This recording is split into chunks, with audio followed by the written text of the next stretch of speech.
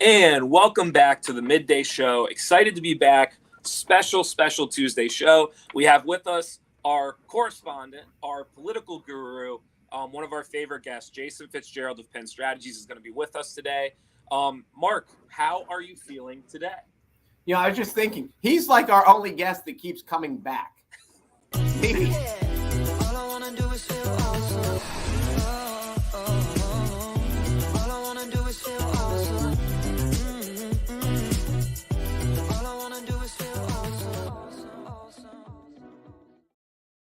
You know, before that cut you off, I hadn't thought of that.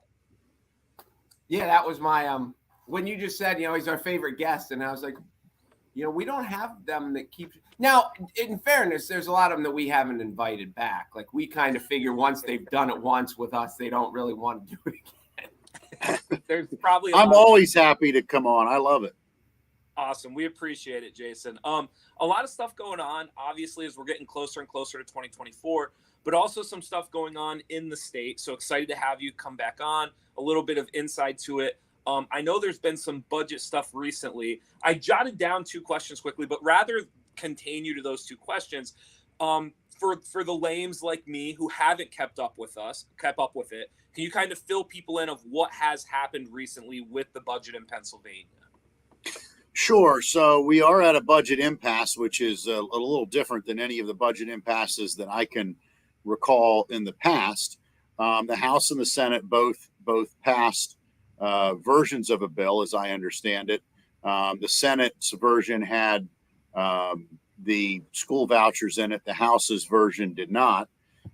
So, you know, as of right now, we haven't really seen any direct impact on state employees and school districts and municipalities, et cetera. But there could be if this isn't resolved pretty quickly. And one of the things locally that I think needs to be mentioned is that Representative Jamie Flick, who is a newly elected state legislator, has really done something that I think is very admirable, and hopefully other members of the legislature will consider. And he said, look, until we do our job, until we finish this budget, I'm not going to accept a paycheck from the taxpayers of the Commonwealth of Pennsylvania. He is also working to introduce legislation that would require that. So in other words, if July 1st comes and goes and there's no budget passed, the governor, members of the administration, legislature, and staff, et cetera, would not be paid until they do their job. So the job that we send them to Harrisburg to do, really the only job that the legislators do. I mean, we they do a lot of other things. They do a lot of legislating, and we appreciate that. But really their only requirement constitutionally, their only real job is to get a budget passed by July 1st and signed into law. And that hasn't happened. So, you know, again, kudos to Representative Flick, and I know that he's going to be calling on other members of the General Assembly to do the same. But he's saying, look, if, this is going to potentially impact the people in my district. It's going to impact, communities at some point. It's going to impact businesses and obviously state employees, rank and file state employees who don't, make these decisions. I'm not going to get paid until it's done. So when does it mean that they can hold his money and then once it's through, he'll get it in a lump sum, or are they missing it? Like if you don't have it by July 7th, nope, that's, you know what I mean? I'm not sure. I'll have to look at it. Maybe you could bring Representative Flick on to discuss his legislation specifically, what his legislation would entail. I don't know if they hold it and pay you later. I know when I worked for the state legislature in 2000 and would have been 2006 through 8, one of those years there was a budget impasse that lasted into September. And I know that the legislature and the staff were not paid. And what they did was they then just paid us later, which is exactly what happens with state agencies, et cetera. They'll get their money, but they get it later. But the problem becomes is, and if you're a rank and file state employee and it gets to that point, which it has not yet, it gets to that point, you are paid back what you're owed. But the problem is that a lot of people, particularly in this region, and I think that's why Representative Flick took this position, are living paycheck to paycheck. So if these folks miss a couple paychecks, now they're maxing out their credit cards, they're doing home equity loans, et cetera. And yeah, they're getting paid back, but you get behind with that interest and other things. And that's why I think it's really admirable what he did, because look, in Lycoming County, somebody on this program is running for county commissioner. I'm happy that they are. It's not Jeff or I, but Lycoming County has a lot of work to do. I mean, we are 66 out of 67 counties in wage growth and in real wage growth year after year. That's not good. We lead. We're much. Our unemployment rate is significantly higher than the national and state average. Our average income is significantly lower than the state average. So I think that for Representative Flick to understand, look, people in my district are struggling, they're hurting, and I'm not going to take a paycheck during this budget impasse. It'll be interesting to see what other legislators follow his lead on that. How can Lycoming County be where it ranks in state unemployment when everybody's looking for employees? Well, I think that the situation is everybody is looking for employees. We don't have we do not have a lack of low wage jobs in Lycoming County. That is very true. We have plenty of low wage jobs. The problem is that we don't have family sustaining jobs. Okay. So yes, there are a lot of companies who are looking for employees, but I would argue that and again, I have friends in business and I'm in business, that what I don't have are friends in business that pay well who have an employee shortage. You can fill the employee shortage if you pay well enough and you offer good enough benefits. And I think what you've seen since COVID is, look, the capitalist system works great. For a number of years, it worked very, very good for employers.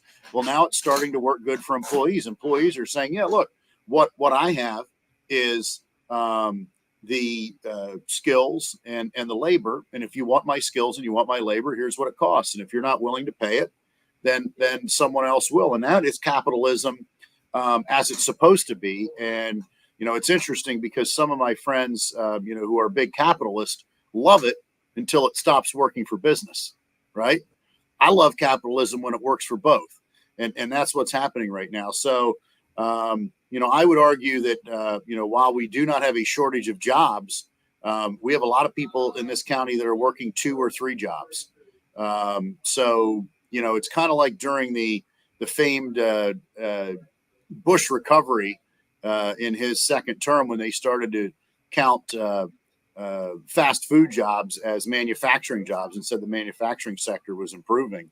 That's where we're at. But I mean, we have and I'm not trying to be critical, but we have a sitting county commissioner who said that, and again, a person I respect, Commissioner Metzger at a Republican committee meeting, and again, somebody I respect and like, who said he doesn't think that we're losing population in the county. He doesn't believe that we're losing population. Well, the numbers clearly suggest otherwise. And in fact, Lycoming County is losing population faster than just about any county in the state. And at the rate that we are losing population, guys, I don't think this will happen. But in 100 years, no one will live in Lycoming County if we continue to lose population at the same rate that we have after every census. Now, we know that I can promise you this: in 100 years, I will not be living in Lycoming County. I know I won't be. I won't be living anywhere. I might. You might still be around. On what happens, I might still be here. Jeff, first of all, Jeff is young, and it's those years of clean living, and that's why he thinks he's got healthy lungs. He'll be around. Yeah, he'll be around forever. But yeah. So again, nothing but salad for that kid. I've never seen him eat a whole cheese steak in one sitting. Never. Jason, I do want to bug you about the budget because, for the bums that went to the beach and they're not keeping track of it, what is the holdup? What exactly is happening with the budget in Pennsylvania?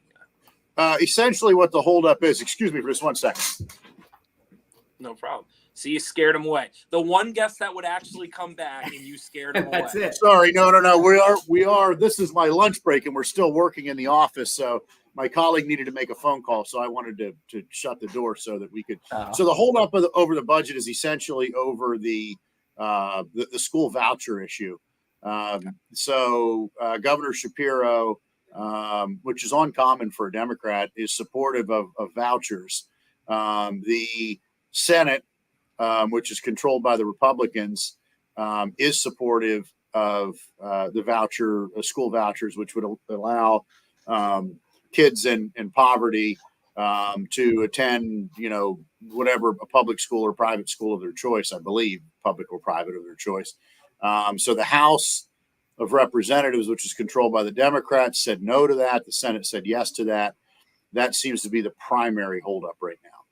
Well, as you mentioned, Shapiro, as he's a year into it or however long he's been in, he's an interesting guy. First of all, he's young enough. People are making whispers that he could climb even higher than governor. I know a very staunch Republican who met him and was in a meeting that he was at, and his only comment was he is a smart guy.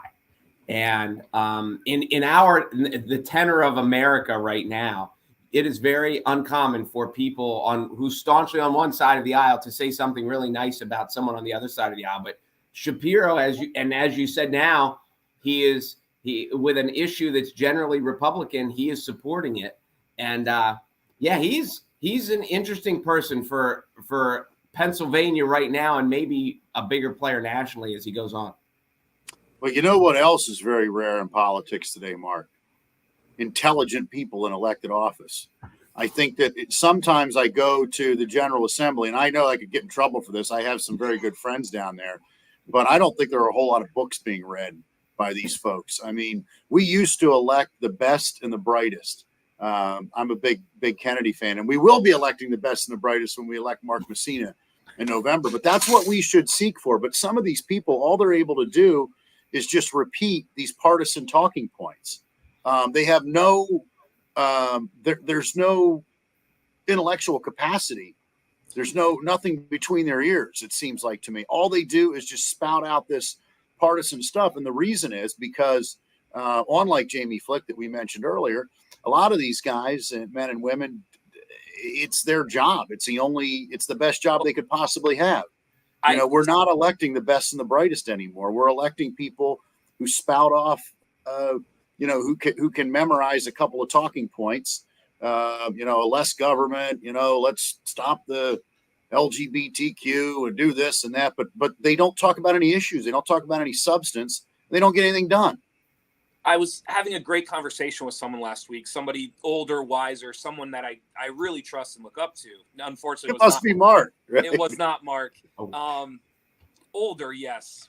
Everything. All the adjectives. I thought he was just coming right to me. No, but I asked that, because still being younger, I have not seen the transition in politics as maybe, you and Mark have. And I asked him, I said, in your opinion, what's the biggest difference?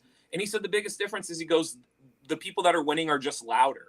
They're not smarter. They're not brighter. They're not necessarily for the people. They're just louder than the other people. And I don't know how to necessarily get away from that or fix that, where the loudest person wins. Well, Jason, when you said they don't know anything other than to repeat the rhetoric of their party, do you think that part of it, though, is they're afraid not to? Well, I think it's we as voters. I hate to put the blame. It's not.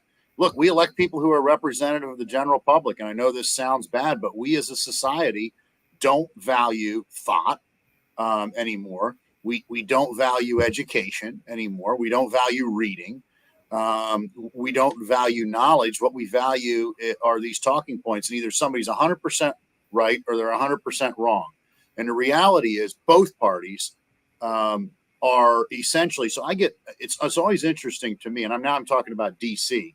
It's always so interesting to me to see Republican and Democrat people fighting when in reality, the two parties in Washington, D.C. are identical. They all support nonstop wars, books over bombs, all the important issues of our time. They're completely opposed to what is in the best interest of the American people. But all we focus on is the Jason Aldean song or the LGBTQ stuff or whatever. We don't focus on serious issues. We have a national debt that's crippling our children and our grandchildren.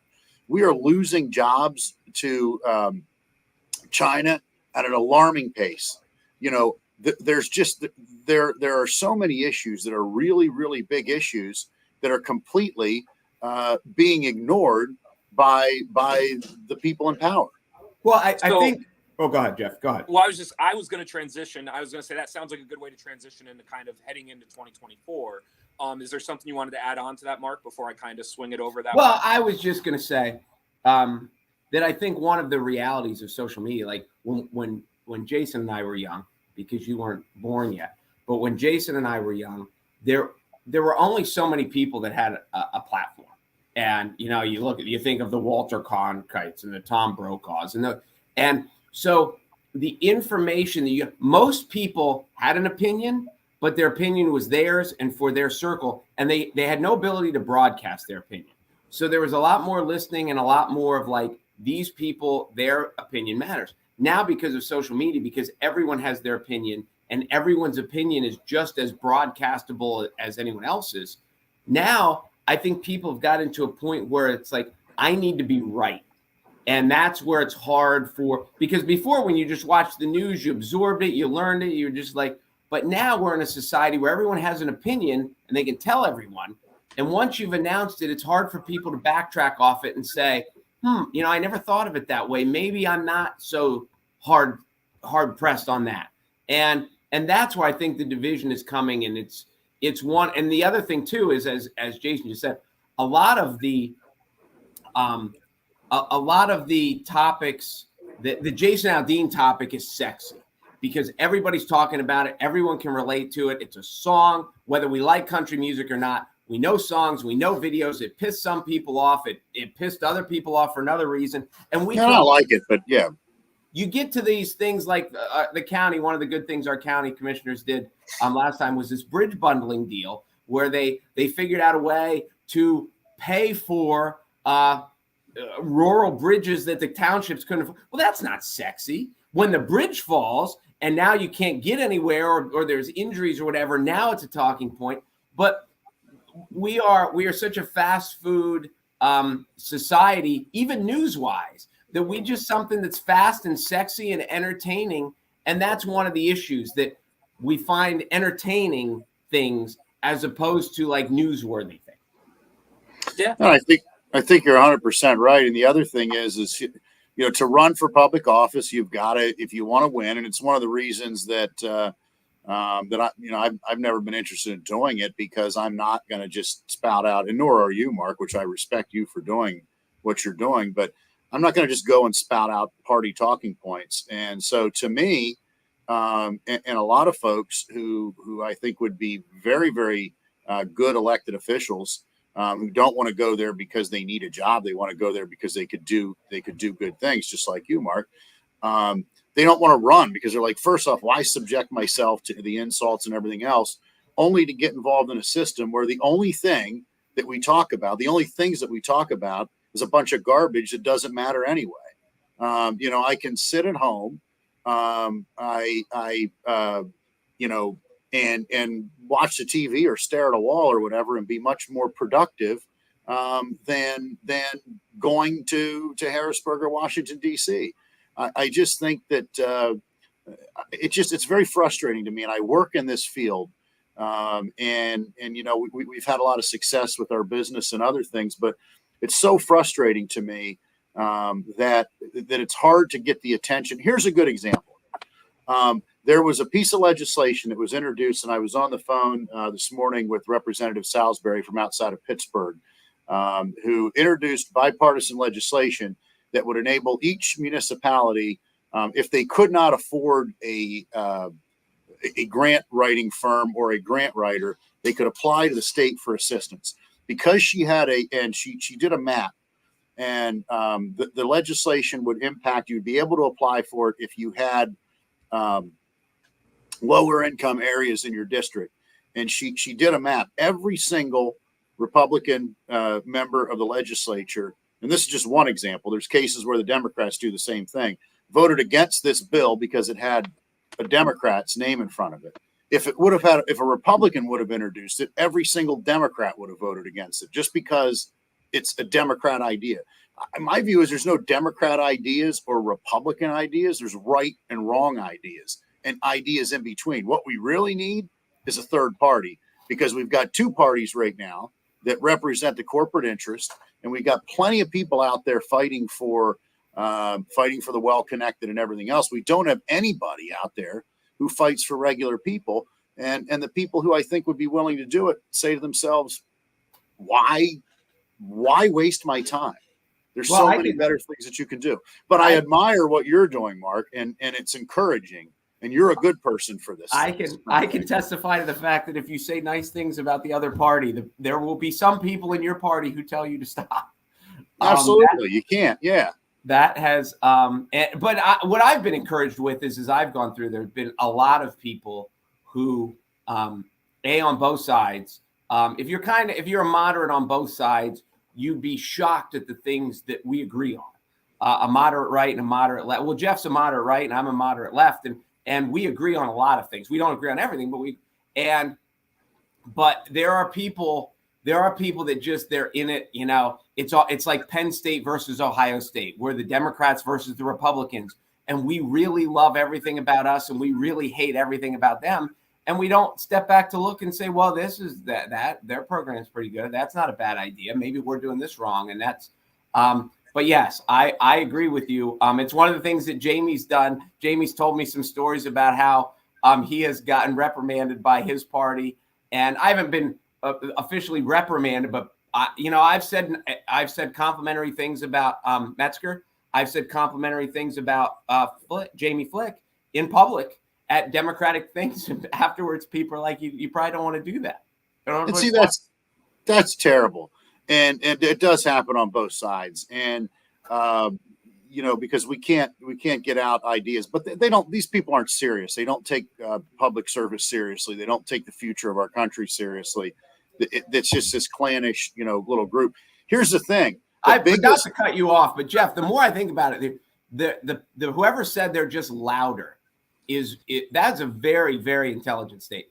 Just louder and just who talks the longest. Like when I throw it to you and I say, Mark, in 30 seconds, and then, it's 30 minutes later, so it's just louder and longer seems to be the winner in most cases. This is elder abuse now. Since I'm over 50, I don't think he can do this to me anymore. Just one last point, if I could, and I know you guys have a lot of other things to talk about. And I didn't mean to try to, I'm a little, this has been great. Hyper today, but the thing is who the number one message. So let's look at the last Republican primary in Lycoming County. The turnout was about 29%. Do you know what that means? That the vast majority of people said, you know what, they all suck. There's nothing. I'm not even going to participate in this process because this. When you see. There were a lot of people who said, well, this election was a reflection of people being happy with the direction of the county. They voted for incumbents. No, they stayed at home. Most of them said, it doesn't matter what I do. This area is continuing to lag behind. There's nothing that any of these candidates are going to do to make it any different. I'm not even going to bother to vote. And that's what's really concerning.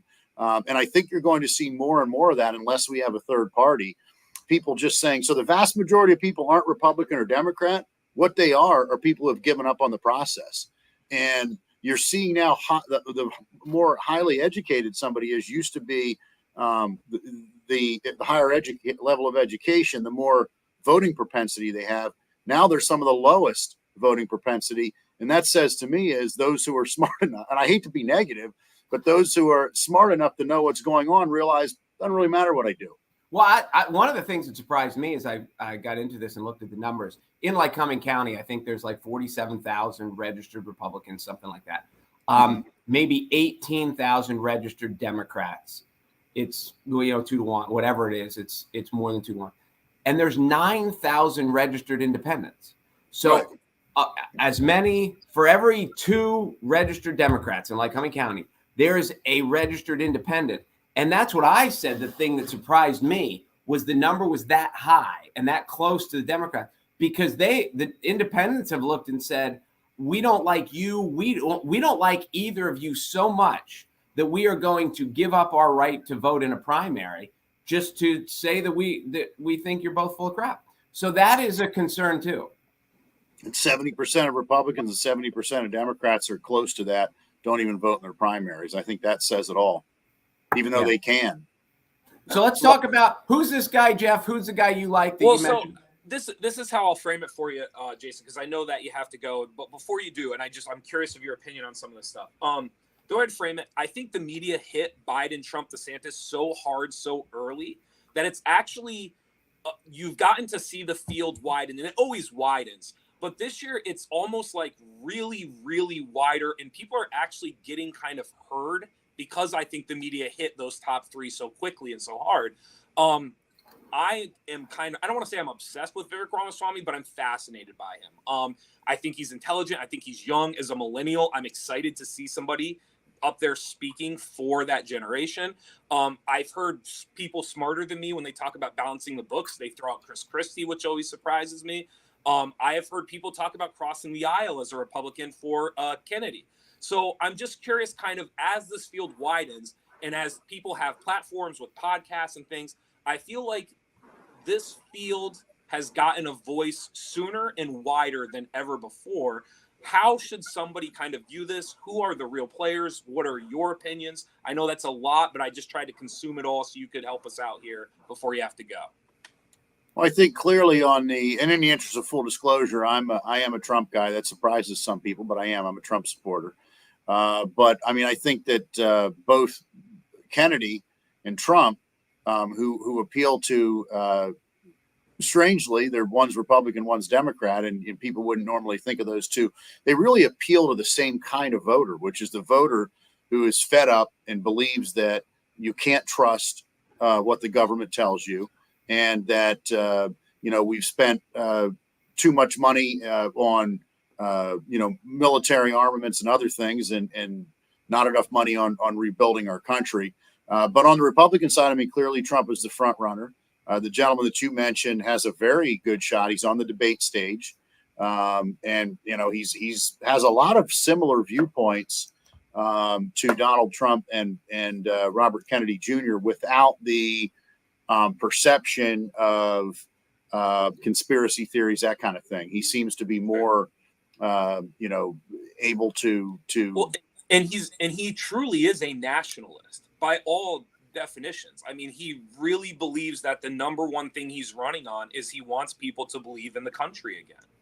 Right. And the America First message, which is essentially what all three of the candidates that we just mentioned support, is really gaining steam. And that scares a lot of people in Washington because both parties always supported endless wars. I always say, bombs over books. And we're not talking about, by the way, our military expenditures go through the roof, and all of these candidates have talked about it. We're not talking about money going to our veterans or to the people who fight the wars.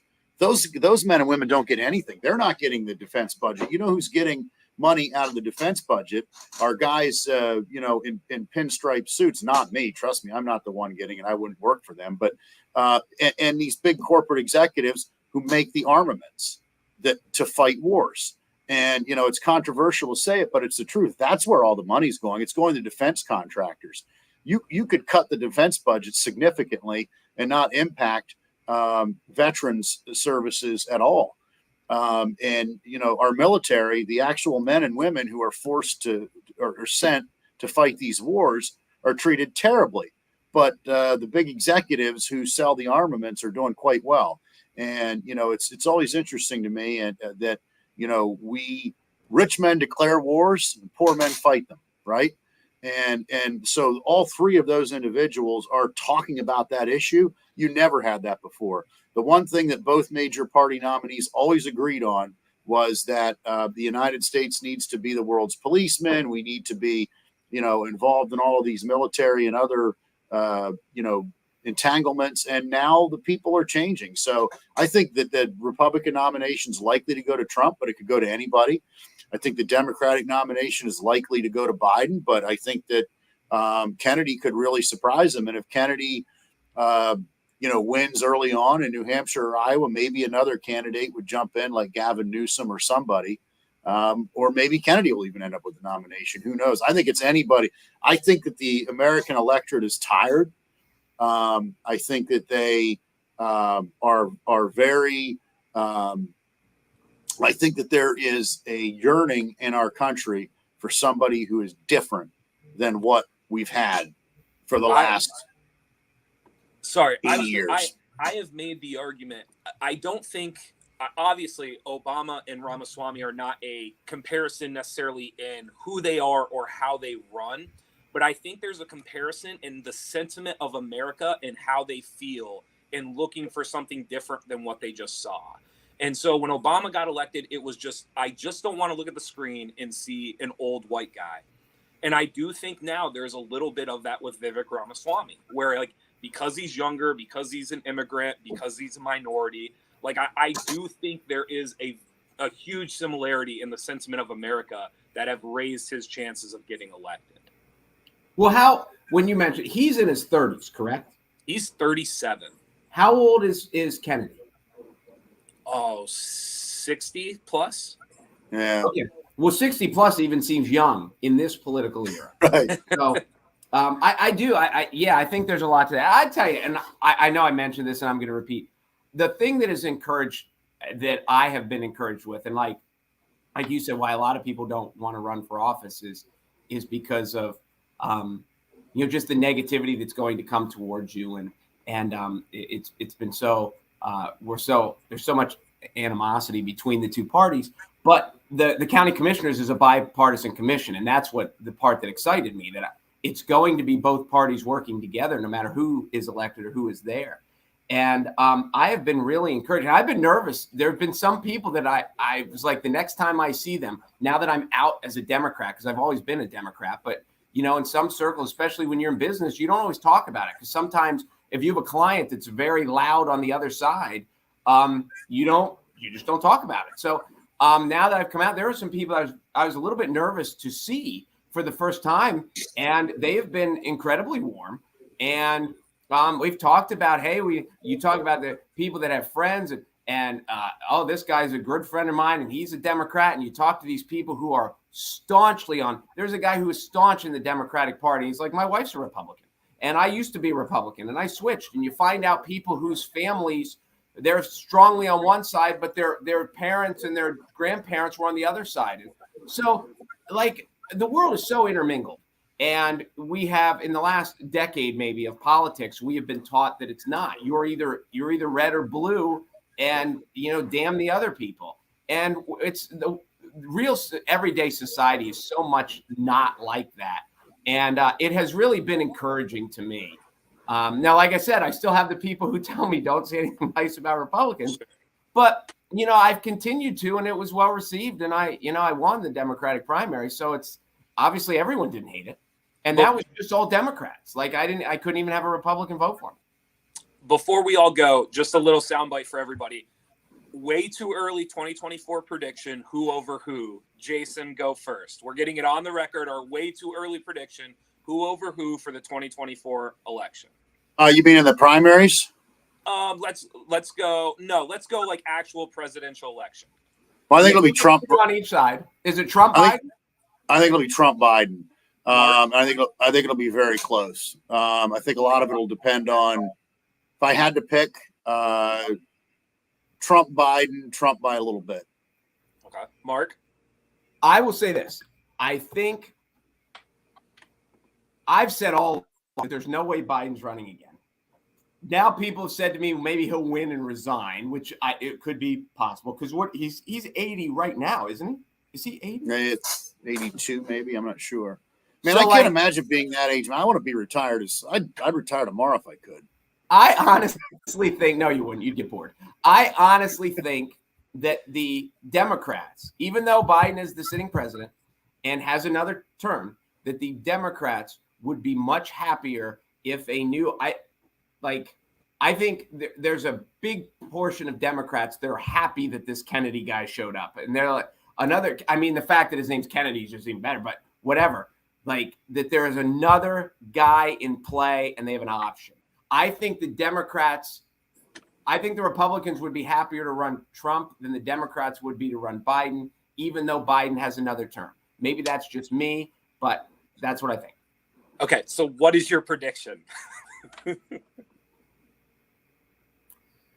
I mean, right now, the easy money would be Biden Trump. And I think if you secretly got it, they're like, let's both run somebody else, they would. But Mark, so maybe give me one two flips, names. another flips. Mark, It's hard. I don't know. It's give me hard. two names. Hard. Who over who?